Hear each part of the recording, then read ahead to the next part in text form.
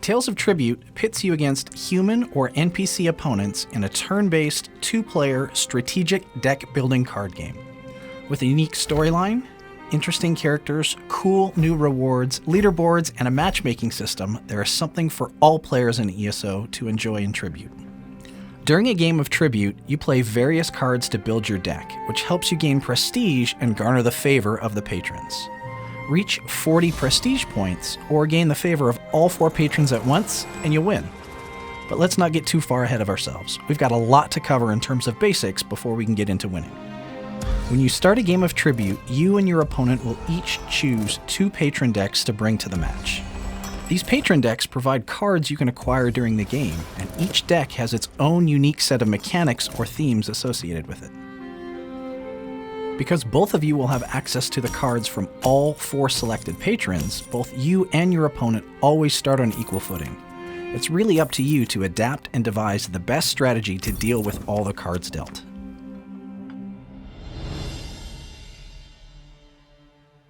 In the center of the board is the Tavern, which is a combination of the 4 patron decks and a neutral deck shuffled together.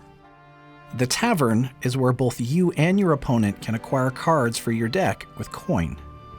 Just above and below the Tavern, you can also see totals for coin, power, and prestige for both you and your opponent. We'll talk more about these resources in just a minute. Along the bottom of the board are your draw pile, your current hand, and your cooldown pile. Each turn, you draw 5 cards into your hand and play them.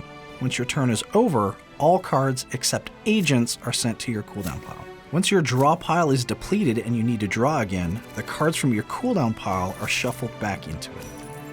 On the right side of the board are the 4 patrons you and your opponent selected at the start of the game, and 1 neutral patron called the Treasury.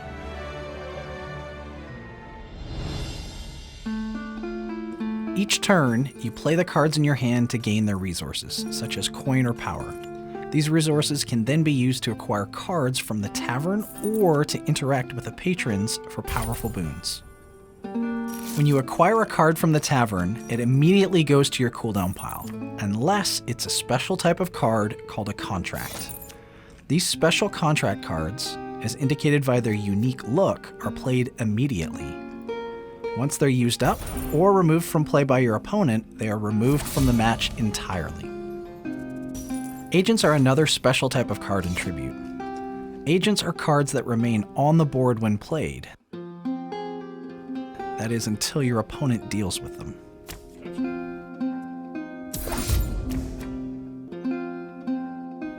Power can be used to damage your opponent's agents or as another resource for some of the patrons. In addition, any unspent power at the end of your turn is automatically converted to prestige. This is one of the primary ways to increase your total prestige and eventually claim victory. Some action and agent cards also have powerful additional combo effects that trigger when you play multiple cards from the same patron during your turn. Which cards you choose to acquire is entirely up to you. Do you chase cards only from a few patrons to increase your chances of drawing a powerful combo? Or do you acquire the most powerful card you can at the time? It's your choice. Once every turn, you can activate a patron. Each patron has its own unique cost, but will grant you a powerful boon as a result.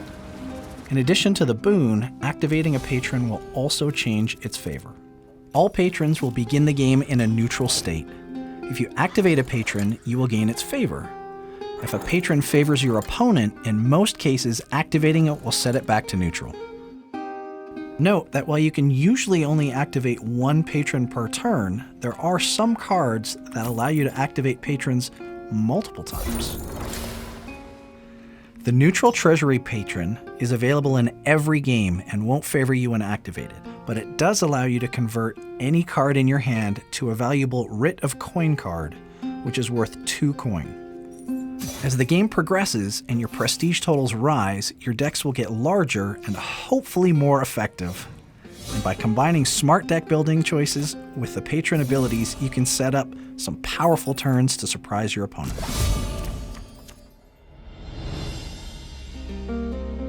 As mentioned earlier, there are 2 ways to win a game of Tribute. A contested victory is when a player reaches 40 prestige points and can hold on to that lead through their opponent's next turn. This race to maintain the lead can continue for several rounds until somebody either fails to get the lead back or finally reaches 80 prestige points. A patron victory occurs when one player gains the favor of all 4 patrons at once. This victory occurs immediately regardless of current prestige totals, so definitely watch out. While it sounds simple, winning is not easy, and your strategy will change based on the patrons and what cards are drawn into the tavern.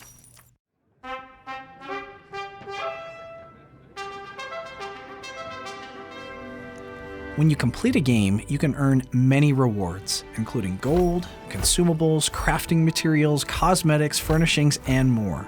There's even additional rewards for advancing through the ranks, as well as finishing at the top of the seasonal PvP leaderboards. Finally, by completing quests, unlocking achievements, and playing more tribute matches, you can find card upgrades and even entire new patron decks. You'll want to check your achievements journal for more info on how to unlock them all. Fast-paced and strategic, Tales of Tribute is easy to pick up but difficult to master. It is unlike anything else seen before in the Elder Scrolls Online. We can't wait to play Tribute with you all soon. Good luck and have fun.